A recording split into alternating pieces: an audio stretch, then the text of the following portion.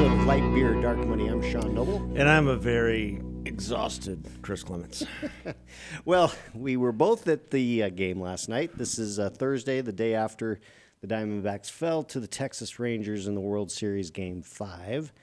I mean, got shut out in that game. Well, and what was kind of Lord. interesting is that, Zach Gallen was he had a perfect game He was going into pitching 6. amazingly well. No hitter into the 7th. And the Diamondbacks offense could not. And then here back him up. comes Corey Seager. Yeah. Bam. And it just goes to show what $350 million can do, which is what the Texas Rangers paid to get him away from the Dodgers, where he also won an MVP. Yeah. And that's all I could think of when he hit that first ball. I was like, I mean, the Dodgers have got to be kicking themselves. But in the meantime, I mean, the Diamondbacks getting to the World Series, nobody counted them in. Huge kudos They to, went on to the team. an amazing run. They beat arguably the two best teams in the major leagues, Phillies and the Dodgers. Yep. Day in and day out, all season long, they were the best two teams, and did it, amazingly well. And they just went cold. Their bats went cold. Yeah. And that's I was trying to console my daughter last night. She goes, "I can't believe this. I mean, we had that amazing game the other day in Texas." And I said, "Grace, it's baseball. It's baseball. It's baseball. Just wait to be disappointed. I mean, it is a game of disappointments all the time. All the time. Your bats go cold, and it happens to every team. It happened to the Dodgers against the Diamondbacks. It just happens. Well, and for people who follow baseball closely, they understand this. But a lot of people who don't follow it closely, there is nothing, literally nothing, harder in professional sports than hitting a baseball. Yeah. It's the hardest thing to do. It's the hardest thing in all of professional sports to do. Yeah. Is to hit a baseball. And the pitching last night was phenomenal. Yeah. I mean, evidence. And the pitching actually overall, except for, I think on Halloween, when the Rangers just went off, has been pretty good all series. So it's, what are you going to do? I mean, look, congratulations to Ken Kendrick and Derek Hall and all of the Diamondbacks organization. Yeah, particularly the for players. Sure. What an amazing. And they're a young run. team, and they're going to do great. Yeah, and they've got a nice core, and hopefully they'll be able to keep them and add some additional needs. Yeah, but yeah, it was. I mean, and I was glad to see that everybody stayed to the end. yes, that was encouraging. It was a sold out crowd. Nobody left. Nobody left, and even people stayed for the trophy presentation. Yep. The Rangers fans, to their credit, were great. I even saw some things online, from Rangers fans congratulating the Diamondbacks on the season that they had. Yeah. But I mean, the Rangers at the end of the day were the best offense in the American League. Yeah. Well, and they proved it in the last couple Thanks of games. to former Dodger Corey Seager. Yeah, that's one of the factors. For me, the Diamondbacks getting into the playoffs had a very, obviously we're both Dodgers fans, so that was painful. But it was painful, but it's less painful when your hometown team beats your childhood and team. Something magical happened because literally the night that the Dodgers lost to the Diamondbacks, when the Diamondbacks beat the Dodgers to go into the NCLS, my son Adam called me to talk about it because he's a big Diamondbacks fan. And I said, "Well, would you be interested in going to a game?" Now he and I haven't had a chance to spend a lot of time together for many years. Yeah. And he's like, "Yeah, I'd love to go to a game." So we went to a game. We went to one of the Phillies games. It was Game 4. It was a fantastic game. Diamondbacks won. And I said, "Look, if we get to the World Series, we'll go to a World Series game." So we ended up going last night. We took Jenna and Kate along with us. And it was just a fantastic, even though the Diamondbacks lost, it was a fantastic experience to be there with 3 of my kids. Oh, that's great. And spend real quality time with them. Well, I mean, and that's what baseball is all about. Yeah. I mean, taking your kids to the games. I mean, I took Grace and Preston the other night, on Monday night on Game 3, Game 1 of the home series. And I got teary-eyed because we just with the flyover and the national anthem and Right. Jordan Sparks singing and it's so much about what is great about sports and great about this country. Yeah. And it embodies, the things that we talk about on this podcast: faith, freedom, free enterprise. Yeah. Yeah. And in baseball, you're only as good as your last at bat. Right. It doesn't matter, what and when you look at the stats also, the thought that you can be an all-star when you're hitting 25% of the pitches thrown at you. I mean, and that's how hard it is to hit a baseball.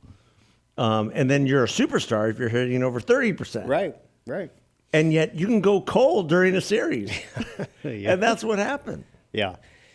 Well, congratulations again to the Diamondbacks. A great run. I hope that this will reinvigorate the fan base. They'll have Absolutely. great crowds next year. And It'll be fun to watch. hopefully this is a bridge into redoing or reconstructing that stadium, which is desperately needed. It's it's 25 years old. It's 25 years old. We all know that they only open up the roof when there's nobody in the stadium. Now, when they first opened, that roof would open when everybody was in the stadium. It was sort of an event. Now they don't do it because they don't want any cables or anything else falling on unsuspecting fans. And so that needs to be fixed. There's a lot of deferred maintenance in that stadium. When I took my daughter back to Texas Christian last year, we went to a Texas Rangers game in their new stadium, Globe Life. And it seems to me that's a dome stadium as well. It has a retractable roof. And it seems to me that's exactly the type of stadium that we would aspire to here as well. The concourse is very, very wide. You can walk around the entire stadium and see a game from whatever angle. There's plenty of food and beer and what have you. But also what was really interesting is they have dugout suites.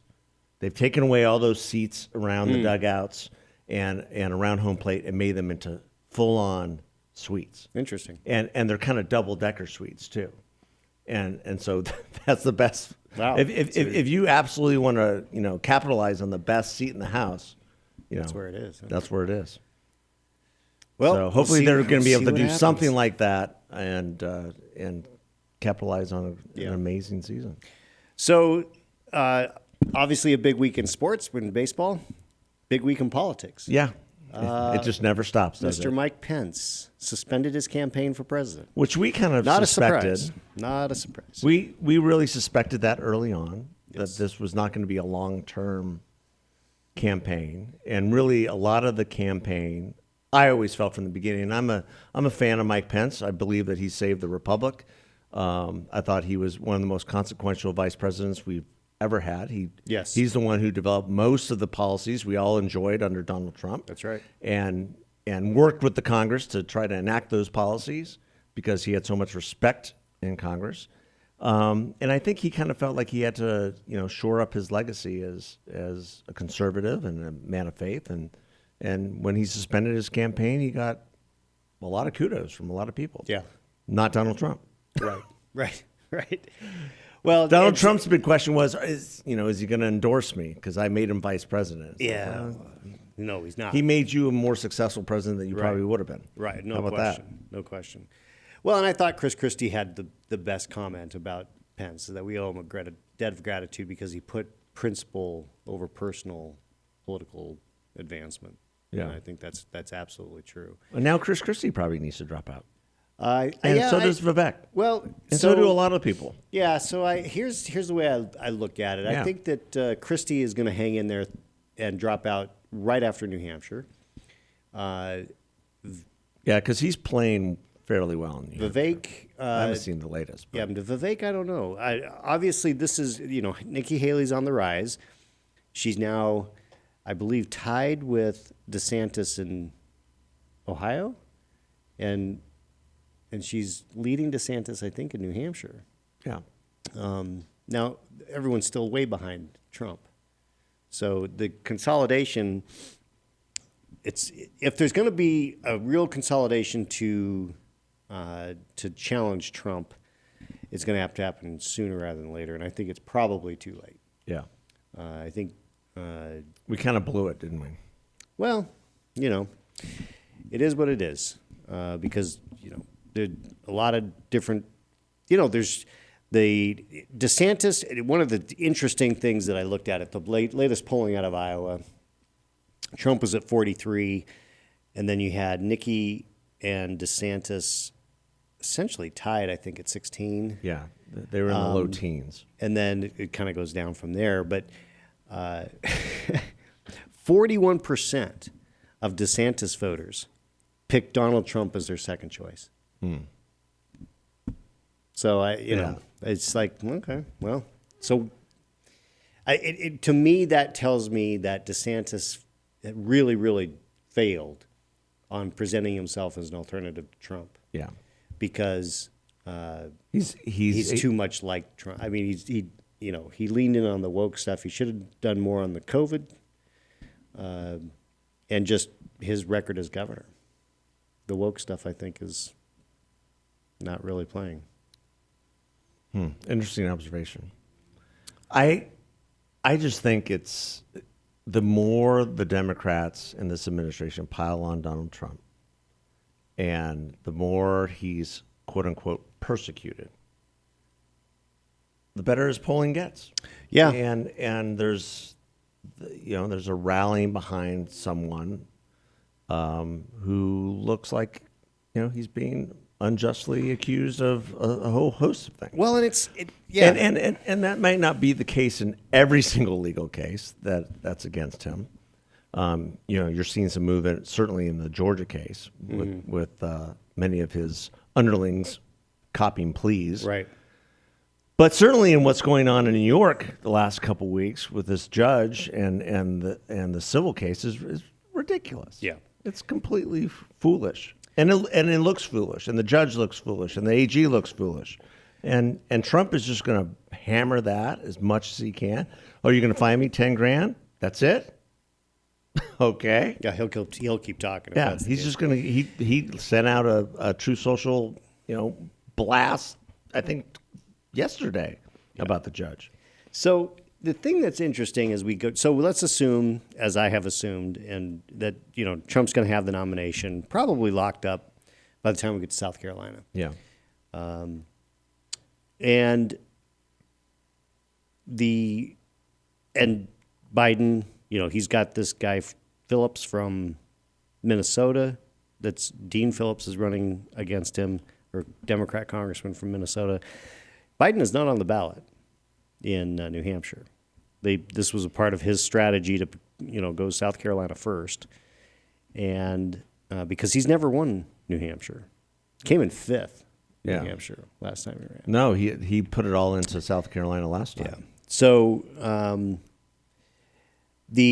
what's really going to be interesting is not so much the primaries, but what happens with these third-party candidates. You've got RFK Jr., who dropped out of the Democrat Party election, the primary, and now is running as an independent. You have Cornel West, who's running as an independent. Cornel, with the anger that people have, that some of the younger voters have, that's inexplicably to me are pro-Palestinian, pro-Hamas, anti-Israel, they could very well vote third party. Yeah. And Cornel West would be probably in their wheelhouse. And then when I look at where RFK Jr. is, he could pull people away from Trump. So it becomes an issue of, there's a poll out that has Trump at 36, Biden at 35, and then combined 25% between Cornell and RFK Jr. I think RFK is going to continue to get some more legs. Well, he's raising real money. I think he's going to raise a lot of real money from traditional Democrats who are done with Joe Biden and don't see any sort of way out of this. I still don't believe, I don't know the conspiracy behind it, but I still don't believe Joe Biden makes it to Election Day. And I think there's a plan. I don't know if it's at the convention or beforehand. I think it has to be the convention. But I just don't believe Barack Obama is going to allow Joe Biden another term. So I talked about this yesterday. I was having lunch with a senior political type. You don't want to say who? No. Senior Democratic political type? No, Republican. Okay, Republican political Yeah. type? And We're always having lunch with political types. yes, and the conversation we had was that we both agreed that it's unlikely for Biden to get to the end, and that the most likely is a convention play, because if they try to do it earlier, Well, right now would be the time to do it, right? well, but it gets really messy with the primary. Yeah. It makes it hard because it's like, well, is it Newsom? Does Newsom really have a shot against Trump? Blah, blah, blah. Can't be Kamala. She's worse than Biden. I mean, Trump would Yeah, her walk interview all over last that. week was just a disaster. So in my mind, the powers that be know that they have to wait until the primary process is done, so that it's an installation rather than try to fight it out with the grassroots at the polling place. And so, And even that carries some risks. yeah, it does carry risk, Because you have RFK sitting in the wings as an independent. And Right. And a lot of people could just jump. right. But that's in part why they have to move on Biden, and they are laying the groundwork because they've been all these things about going on with Hunter, the fact that there's the clip of Biden talking about withholding aid to Ukraine if they don't fire the prosecutor. The crazy thing is that they impeached Trump over a phone call talking about what it is that Biden actually admitted doing on video, which is just mind blowing. So all that You could argue that they impeached Trump to try to protect Joe Biden. Well, of course. So all this is going. That's not a conspiracy. All this is going on. True. You got the Hunter Biden stuff. So there's a lot of things that they can show as reasons that it's not his age, it's his corruption. We have to clean house. Yeah. Who's not corrupt at all? Michelle Obama, the pure. Is pure as the driven snow. Yeah. Michelle Obama, who has no flaws, None. is perfect. It's just a continuation of what we've been going through.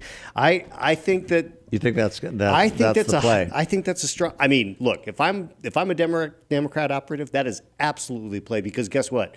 There's nobody else. Nobody can beat Michelle.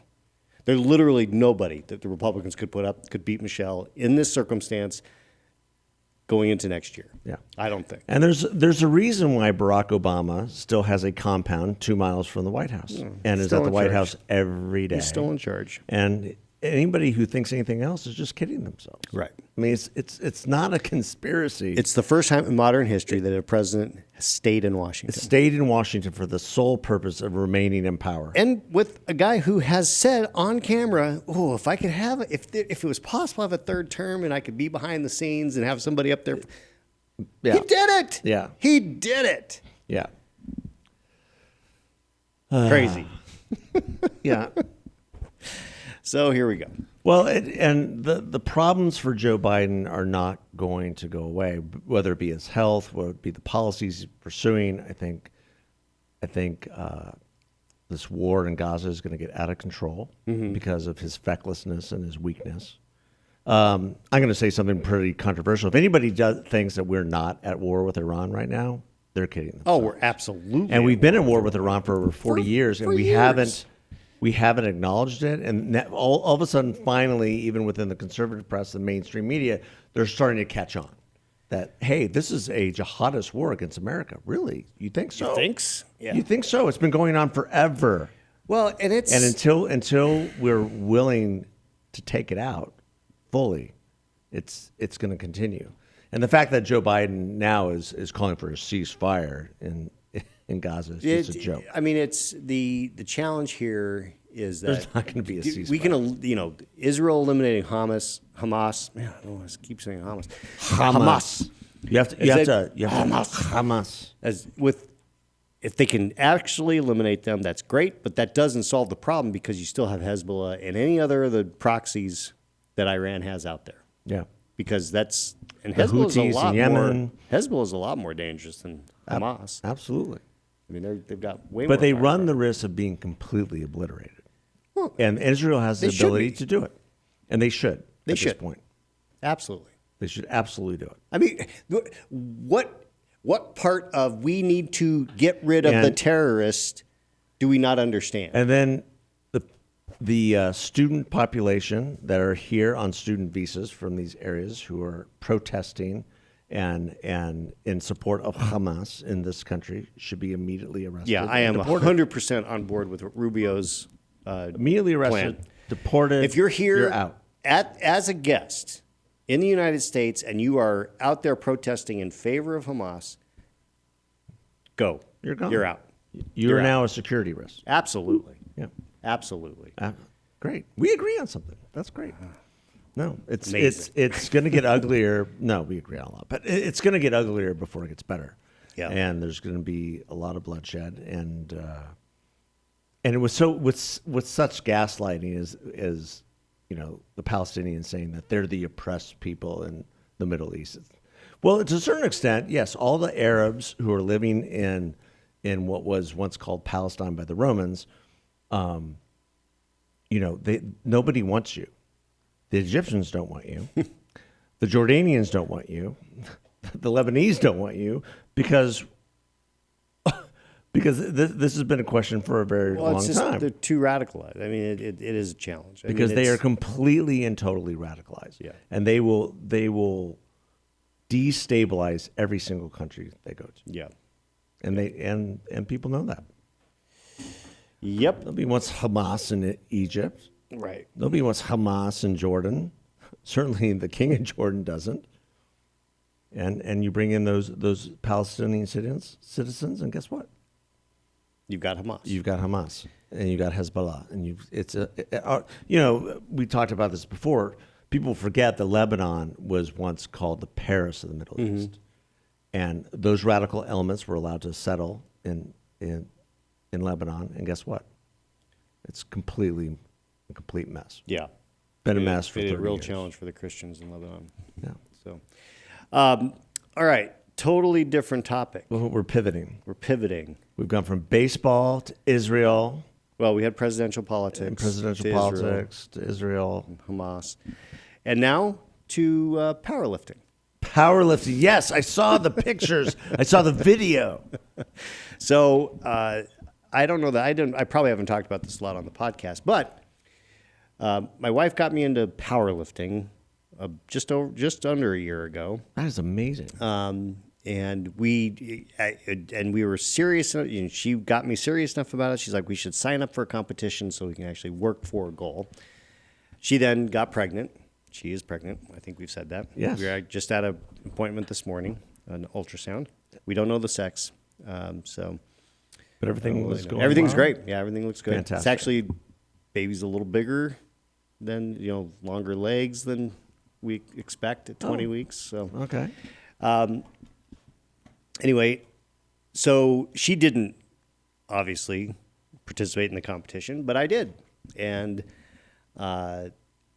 it was interesting. It was actually more fun than I expected. Really? I was kind of not looking forward to it because I was a little bit nervous, and I was like, I don't know if this is going to be fun because I've never done anything. I mean, lifting weights was something I did a little bit when I was in high school. So for the last 8 months, I've been lifting heavy weights, and I enjoy it. But to go do it in front of people and wearing this singlet, Well, and which as old as we are, yeah, I mean, I've moved away from lifting heavy weights years ago and just do a lot of body weight now because we're old. yeah. Well, The recovery time is not more. like it used to be. Her point is you got to get muscle mass because that's helps with longevity. And I've got a kid on the way. I'm going to be I'm 53, Yeah. so Yeah, you're it's, youngin'. yeah. Youngin' with 8 kids. So I did my squat I hit a PR of 275 pounds, which wasn't a lot. I found out. I mean, it felt like a lot to me. Yeah. I could have done more, as it turns out, because it was pretty smooth.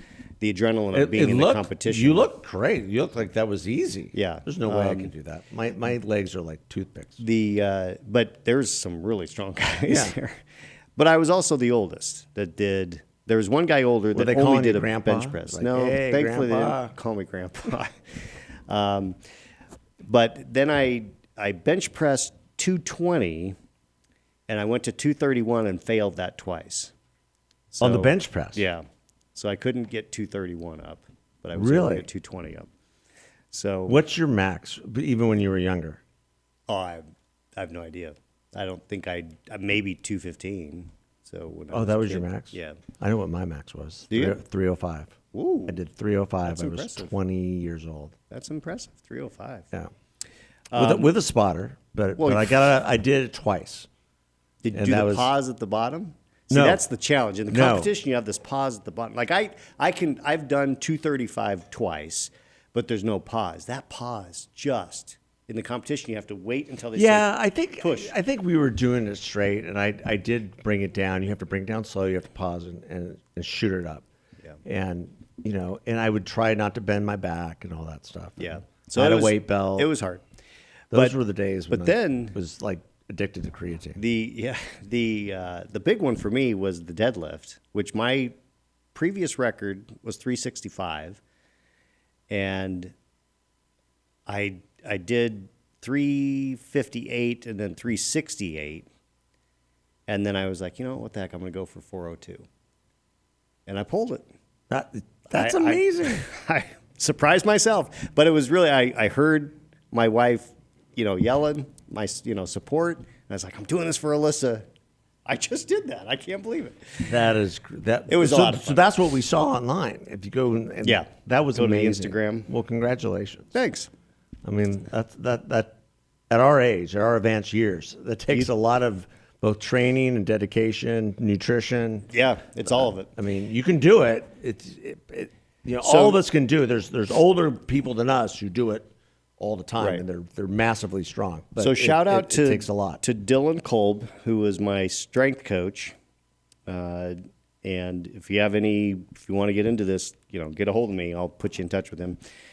Also, huge kudos to my nutrition and conditioning coach, Aram Gregorian.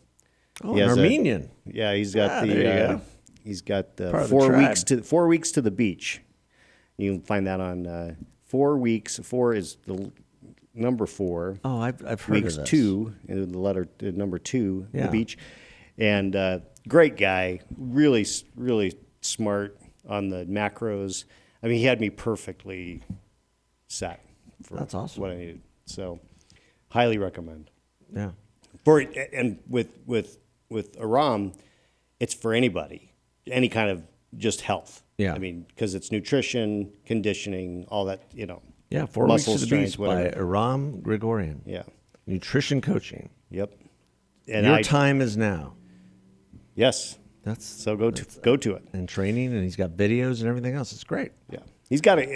He's worth following. I mean, I would recommend anybody, hiring him as the coach, but at a minimum, follow him on Instagram. Yeah. Because you just get Oh, I'm gonna follow great this stuff. guy.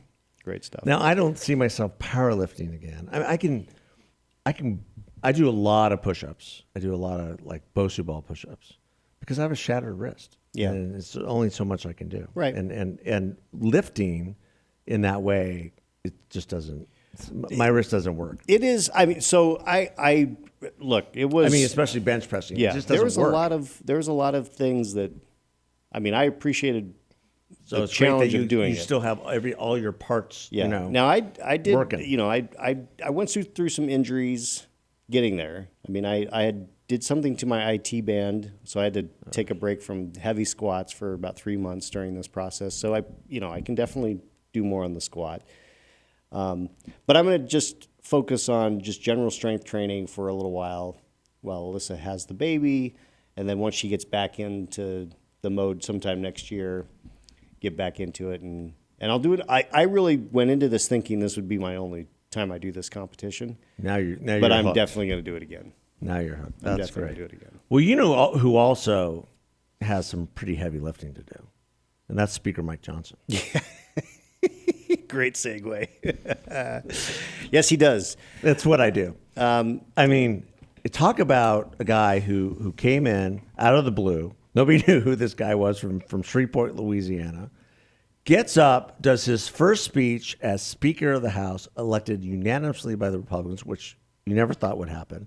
And it goes back to what we've talked about on the show about be careful what you wish for, Mr. Leftist whack job, because now you have possibly the most conservative speaker maybe ever. Well, it depends on how you define conservative. On the social side, I guess. And he gets up there, he invokes God, he invokes the Bible. He's been asked, what is your worldview? Well, pick up a Bible and read it. You'll get my worldview. And I'm like, hooray! Because I know the left is just going to lose their noodle, and they have. It's been fun to watch. But now the work has to be done, and it's going to be a tough lift. So our esteemed former Congressman John Shadegg had an op-ed in the Wall Street Journal on the 23rd, right before they did the vote with Johnson, saying the Gates and the other 7, made a terrible mistake by not having a succession plan. Well, they had no plan. They had no plan. So they put us in turmoil. And, his argument, and I think we made, or at least I made this argument, they should just go back to McCarthy because he's the only one who can get it. Now, they did wear themselves down to the point where Johnson was last man standing, basically. And yet he's going to face real challenges. He's going to get a little bit of a honeymoon. Yeah.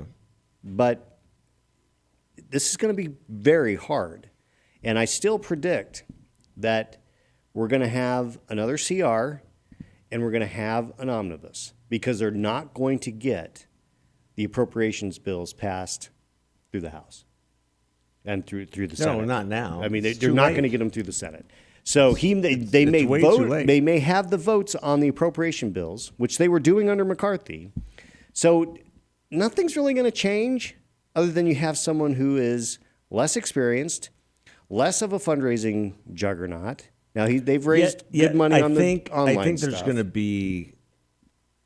I think there's a lot of excitement in the grassroots about him. In which if he wanted to pivot to do a bunch of fundraising in the manner that McCarthy did, he could. I don't think he can raise the kind of money McCarthy No, did. I don't think so, because I think McCarthy did it for a long, long time. Yeah, I think he can raise more from the grassroots, but that's pretty minimal in comparison to the big money that McCarthy can, he was bringing. And he's still going to be relied on to raise, because he supposedly supports Michael. I mean, they all support him. Yeah. They have no other choice. I don't know. I really fear that the majority is slipping away. I think that you have some court cases that could hurt us because it's only a couple districts here or there, but there's only a 5-vote majority. Yeah. So a 5-seat majority. So New York, if they redraw, which they are in the process, we could lose a couple there. We're going to lose one in North Carolina because they're going to have to redraw there. And there's, I think, Alabama or Mississippi or maybe one or the other. They're going to have to redraw because I don't think we're going to lose anything in those states, though. And Mick Mulvaney, who's been on our show, had an interesting op-ed, I think, in The Hill, where he said that it doesn't really matter who's speaker. People don't vote that way. And he was just defending the idea that people vote for who they vote for. They don't really look at what's going on with speakership. Well, that's the thing. And the argument is like, the speaker's going to harm down ballot races. And he's like, that's ludicrous. That's not the way the town works. Well, I'll agree a little bit, but I do remember using Nancy Pelosi as the whipping person against Democrat candidates. Yeah, in certain races that might work. Absolutely. In 2010, but also, she was the reason. But you also have to know that Nancy Pelosi was a longtime member of Congress. She had staked out her own personality within the Congress, where it was easy to use her as a Well, because she ruled with an iron fist, and she made a bunch of I think it's going to be a little bit Democrats harder with Mike Johnson. Yeah, because Mike Johnson, I mean, and even the Democrats, I mean, secretly they will tell you he's a really nice guy.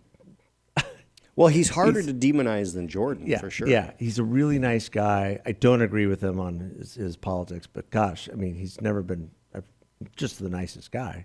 And sometimes the nice guys win, and they can get things done. Sometimes. So hopefully that's the case. He's going to run into the biggest thing right now that's on the docket is funding for Israel, versus funding for Israel, Ukraine, Taiwan, the border. Well, and that is going to get pushed. I think there's enough Republicans in the Senate hopefully want to make McConnell wants to bring them together, but McConnell's kind of on an island right now because he's majorly on an island. You've got the House in the position of standalone Israel funding. We'll deal with Ukraine, and the Israel funding has some spending cuts to the IRS attached to it. What a brilliant idea! Yeah, imagine that. We're going to actually do some zero-based budgeting. Yeah, and then eliminate those 87,000 IRS agents coming for you. So he's got some allies in the Senate supporting him there, and it'll be interesting to see how this plays out because McConnell is basically, in position with Schumer against the Rand Pauls and Johnson from Wisconsin. What the heck is his first? Ron Johnson. Ron. That kind of thing. So it'll be and Ted Cruz and the rest of them. Yeah. So I think Rand Paul won't accept anything but standalone bills. I think it's gonna be hard in the Senate, given the rules of the Senate, to bring a big. Huge bill. He will serve as. There's enough on the Republican side that they're just not going to support that. Yeah, I still think that with all the Democrats and the handful of senators who would go for it, they can manage it. It just takes more time because they have to overcome the procedural issues. Yeah. But the question is, can you get it through the House? And are there going to be Republicans in the House that side with Democrats? That's what we have to wait and see. Yeah. And I don't know. Well, hopefully the honeymoon period that you speak of will kick in, and they'll realize that having the vote on Israel is actually much more important at this point in our history than having the vote on Ukraine. Well, they definitely Ukraine has gotten how many billions of dollars of our money so far, and we're still at a stalemate. Well, and Israel, but here's the one thing about Ukraine that I think they do that. Those that support funding of Ukraine have done a really, really bad job of explaining how this funding mechanism works. It is a lease. It's based on the land lease that we did, like with Great Britain during World War II, that it gets paid back. Nobody's made that clear. And I think the American people, if they understood that, they might be a little less... Mitch McConnell the other day tried to make the argument that it's not just going to the country of Ukraine; it's going to like smaller communities that have Raytheon and different military-industrial complex. I don't think contractors, that's the right kind of and that's really where the majority of money is going. And I'm like, you're tripping over yourself. That's not the way to make the argument. The issue with Ukraine continues to be on those who are skeptical is what is the end game? What does victory look like?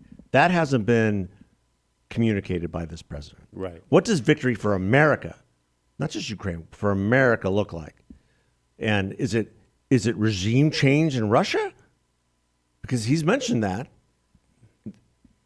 That's not necessarily because what we want either, I don't think. When we think about what was going on in World War II and the reason that we supported Lend-Lease with Great Britain, with the UK then, is because they needed to stop Hitler. Yeah. I mean, Hitler was on the march. And so it was defeat Hitler. Yeah. Have we said defeat Putin? Or have we just said push him out of Ukraine? I mean, you're right. I mean, or push him back to the Donbass and call it a day. Or, I mean, the time to push him back was when he invaded Crimea. Right. That was the time to push him back, right after the Olympics, where they were having the Olympics at a place where it doesn't have snow. Yeah. You know, and we've had Misha Oslin on our show from back then, AEI, now with the Hoover Institution, who basically predicted that. Yep. To a group of YPO members back in the day, that if you look at what's happening, why are we having an Winter Olympics in Russia in a place that does not have snow? Yeah. No, it's only because he's preparing to invade Ukraine. And guess what? It happened literally a month later. Yeah. Yeah. And what did Barack Obama do? Nothing. Nothing. Zero. What did Barack Obama do against Assad in Syria? No, actually, what Barack Obama did is he said, Nothing. wait until after the election, and then we can speak more freely. Yeah, if you want to know where the Russia came from, it's really at Barack Obama's feet. Obama. Yeah, I mean, he was doing deals with Russia that Trump was never doing. Yeah, exactly. So, Well, yeah, gosh. it's Well, a big mess. What a great way to end the show. Well, I mean, the mess we have today, you can trace back to Obama's fecklessness when it came to dealing on the world stage. This idea that America should not lead, we should lead from behind. Right. And now, Or, it's, draw a red line and then move that red line. yeah. Well, if he crosses the red line, There is no red line. Well, I mean, he crossed the red line. What are you doing? Well, we're going to new red line. I'll give Obama credit. He killed a lot of individual terrorists with drones. Great. He wiped Osama bin Laden off the face of the planet. Great. But he didn't do something so bold as killing a Soleimani. That was pretty bold. That was pretty bold, and that sent a clear message. And this president, he won't do it because he's feckless and weak. Needs to send a similar message at this point, because we are at war with Iran. We are. We are at war with Iran. And anybody who doesn't understand that, doesn't see it. Now, do we declare war against Iran? No, I don't think there's a temperature in the Congress to do that. But militarily, we need to be on that footing, and we're not. Yeah. I don't believe so. At least not yet. At least not yet. Well, And if the president were to do a national address saying, our enemy is, well, he won't. But I mean, he can. He just gave him $6 billion. Yeah, How can he say he's that? everything he's done since Afghanistan. People forget, like, his poll numbers were in the 50s and 60s before Afghanistan. Yep. And then when he led that disastrous, I wouldn't even call it a withdrawal, I call it surrender. Everything, the wheels came off, and they've been off ever since. His polling is now in the 20s. 20s. So going back to your point earlier in the show, yeah, the convention, they've got to do something. Those polling numbers between now and then are not going to go up. No. I don't see how they And go it's up. principally because of how he's dealt with foreign policy. Well, but it's also And the economy and the fact we're paying more for the problem is that everything. his whole package the whole thing. sucks. The whole thing. Whole thing. And yet, when you listen to Simon Rosenberg with Democrats, everything gets better. Well, we need to have Simon back. We do need to have. We love Simon. Simon's our favorite. We're going to be Democrat. calling you. But with Democrats, everything gets better, and you look around like, no, everything seems to be burning. Yeah. Simon. We call that gaslighting. That's right. Yeah. All right. Well, on that note, have a great week, everybody. Yeah, have a great weekend. Enjoy some college football this weekend. All right. See you later.